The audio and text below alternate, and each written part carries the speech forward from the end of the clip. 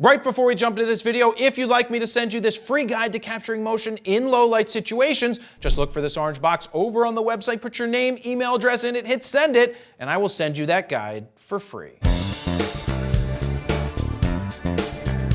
Jared Polin, FroKnowsPhoto.com, and this is a review of the Nikon 85mm f1.8 lens for their Nikon Z system.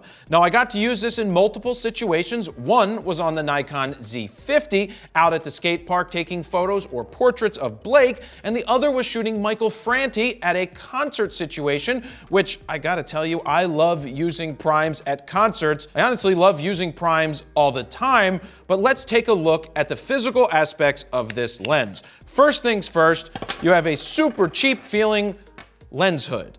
I mean, it's really not that super cheap feeling. I think I don't know, it's a lens hood. Just don't lose it. It's gonna cost you a lot of money if you do lose it. It's not that cheap, it feels fine. Goes on the lens like this. I like that it locks in. It actually takes some pressure to do it, and it unlocks off, so you're not really gonna go ahead and lose that. You have a 67mm filter thread. In terms of heft, it feels fine. It feels like a substantial lens. Now, not as substantial as an 85 1.4, which by the way, we are using an 85 1.4 adapted with the F to Z adapter on this angle with the Nikon Z6. We film most of our videos with the Nikon Z6 and native lenses or adapted with the F to Z adapter. So we don't actually shoot Sony for video. We do a lot of Nikon shooting here in the factory. Now this weighs in at 1.03 pounds or 470 grams for all of you guys who play along in the gram game, and it feels fine. It doesn't feel like a cheap plastic lens. The 14-30 on the other hand, that lens, yeah, because it has that zoom thing where it locks in and all, feels a little less built well, but this one is good. You have your Nikon Z mount here on the back. This will work natively on the Nikon Z50, which is a crop sensor camera, and of course on the Z6 and Z7 and any future cameras that Nikon comes out with the Z mount. Does this lens have VR? The answer is, Steven? No. No, it doesn't have VR, but that's because, well, I almost said that's because the Z50 has VR or IS built in. That lens, that body does not have IS or IBIS built in, but the Nikon Z6 and Z7 do. So most of the people purchasing this lens are probably doing so on one of the full frame bodies, but that doesn't mean that this isn't a good lens, even on that crop sensor camera, because it becomes a 127.5mm portrait lens. In just a few minutes, I will be going through sample images, but one of them is a portrait where I get super tight, and that's because you can get within 2.62 feet, which is your minimum focus distance with this lens. Inside, you will find two stepping motors to help with your autofocus to make it nice and fast and nice and smooth. The focusing on these cameras is very nice, or on this lens is very nice.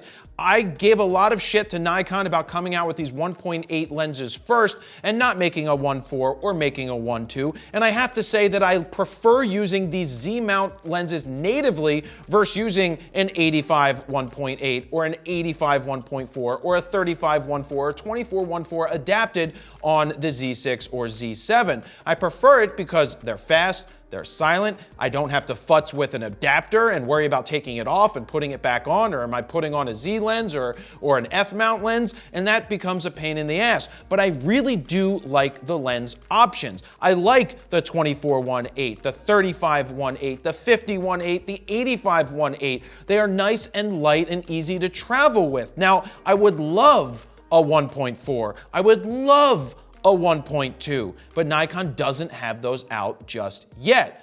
The 85 is very good, but now let's get into the images, and I do want to let you know that you can download the sample images so you can pixel peep those raw files for yourself to see if you like the results or you don't like the results. I think you're gonna end up liking the results because the files do look very nice. The first image that we're gonna look at is a tight portrait of Blake, which was shot over at the skate park when we were doing a preview of the Nikon Z50. The great thing is, Steven was out there getting footage of me for that review, as well as my EVF, which is recording me photographing Blake. Now let's zoom in on his eyeball here and see how nice and tack sharp it is. Like I said, the handling of this 85mm lens is very good. It's light, it feels good in the hands, it doesn't take up a lot of space in the bag. Some people may say, what about an 85 1.8, which is only $450, give or take, and using an F to Z adapter? That's not a bad option.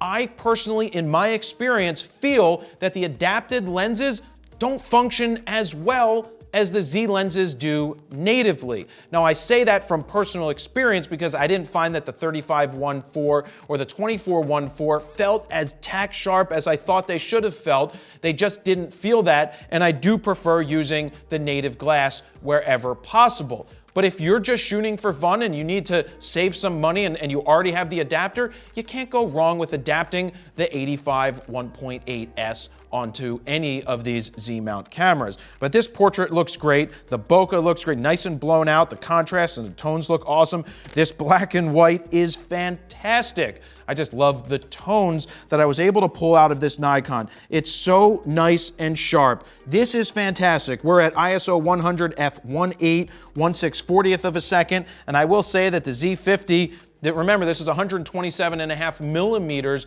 on that Z50 because of the 1.5x crop factor, and the IAF performed very well in this situation.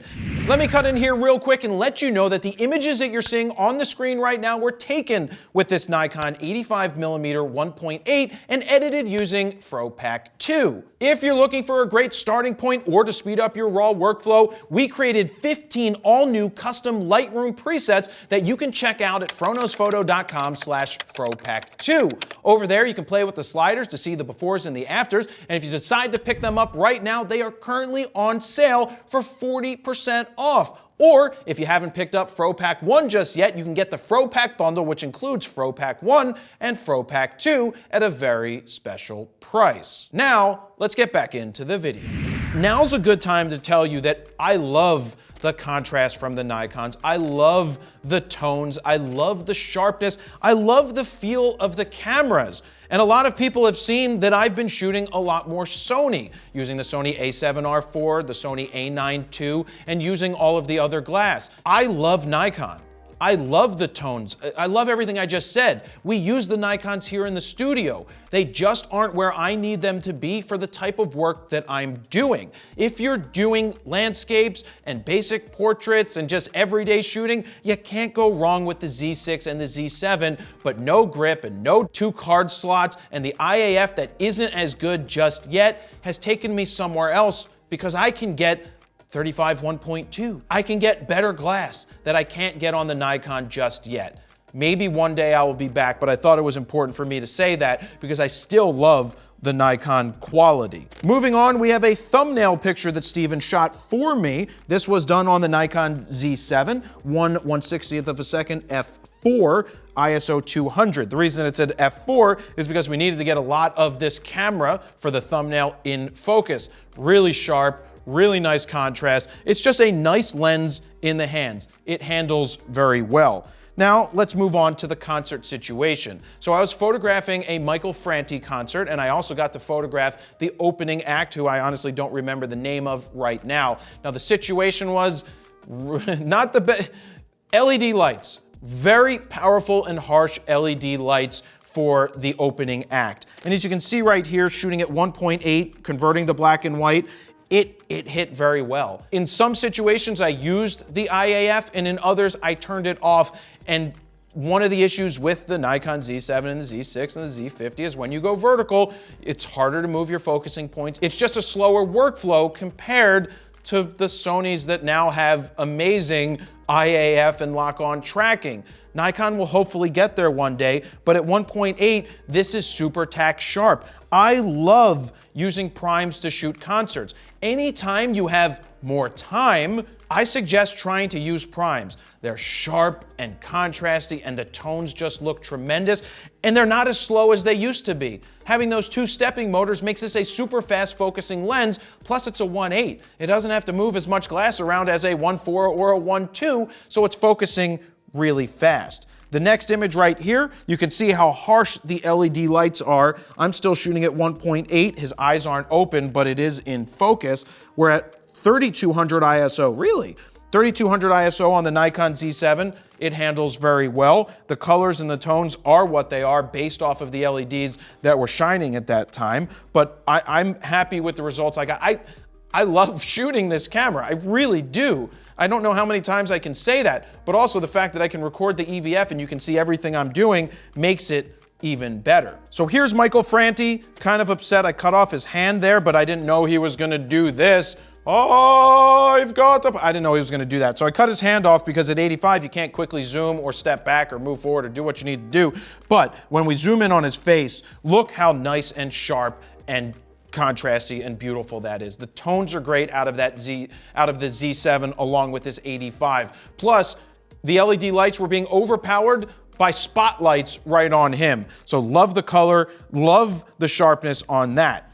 I was able to step back further into the pit or more to the side to get this next image, which is a full body at 85 millimeters. I'm at f2, so you can see the isolation still at f2 from the background just a little bit. But this is cool because you have the light coming in from behind him. We zoom in on his face. He's nice and sharp. The image looks great through and through. If you have the time to use primes, I highly suggest you do it. The colors that came out of this one, just look at the colors from this lens in combination with the Z7. At this point, if you have a Z6 or a Z7 and you're invested heavily into this Nikon system, you can't go wrong with any of the 85 1.8, the 85 1.8 or any of the Z lenses for this, the S lenses for this system. The colors, tones, the composition, this to me is perfect composition with an 85 millimeter and it looks great. The last image is a thumbnail of me that Steven took for one of our preview video, not our previews, for one of our user's guides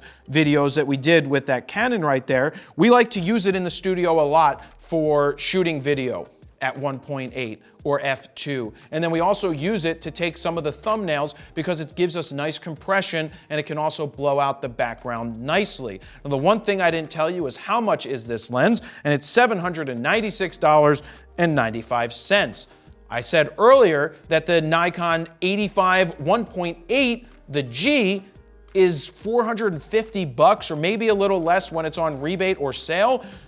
There's a big difference in price. You are paying a premium for this Z glass. You're paying for all of the research and development that Nikon put into it. Is it worth it?